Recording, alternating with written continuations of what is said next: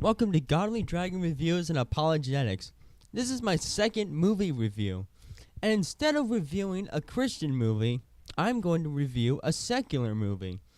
When this movie was released on June 12, 2015, it was a big hit. It earned $1,668,984,926 at the box office and is the fourth highest grossing movie of all time. In case you haven't figured it out already, the movie I'm talking about is Jurassic World.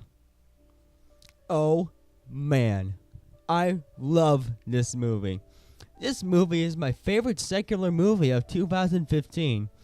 I saw this movie 4 times in the movie theater.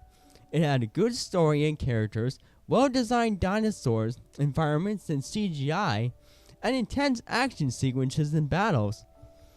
But despite how much I love this movie, I have to make an in-depth and unbiased review by pointing out anything iffy. First, I will go over the basic story, and this review will contain spoilers. This movie takes place 22 years after Steven Spielberg's smash hit Jurassic Park. In this movie, a new theme park opens on Isla Nublar called Jurassic World, which seems very similar to SeaWorld. 2 young boys named Zach and Gray Mitchell take a vacation to Jurassic World to see their Aunt Claire, who is the manager of the park. Meanwhile, a velociraptor trainer named Owen Grady has been training the 4 velociraptors. Owen Grady is played by Chris Pratt. You may remember Chris Pratt from Guardians of the Galaxy and as Emmett from the Lego Movie. The security chief named Vic Hoskins wants to train the raptors for military use. The park wants to open up a new attraction, the Indominus Rex, which is a genetic hybrid. The Indominus Rex tricks the main characters into thinking that it escaped, and then it breaks loose out of containment. So now they have to track down the Indominus Rex and defeat it for good. Now, before I analyze the iffy things in this movie, I'll have you know that I am a young Earth creationist. I interpret Genesis very literally, and I would assume that if you are a Christian watching this, then you might be a creationist as well. There are several brief instances of foul language and the Lord's name being taken in vain, but these only occur in short instances since this is a PG-13 movie. As for sexual content, there is little to none to be found, only some brief suggestive comments. Now, as for the violence in this movie, the action scenes are very intense and can be a little brutal. The action scenes contain people being eaten and terrorized by dinosaurs, and scenes where the military uses gunfire against the dinosaurs, along with perilous moments where the 2 kids are attacked by the Indominus Rex. So I think that the content of this movie would be way too much for little kids. Now, as far as morals go, Aunt Claire is too preoccupied with her job to spend quality time with her nephews.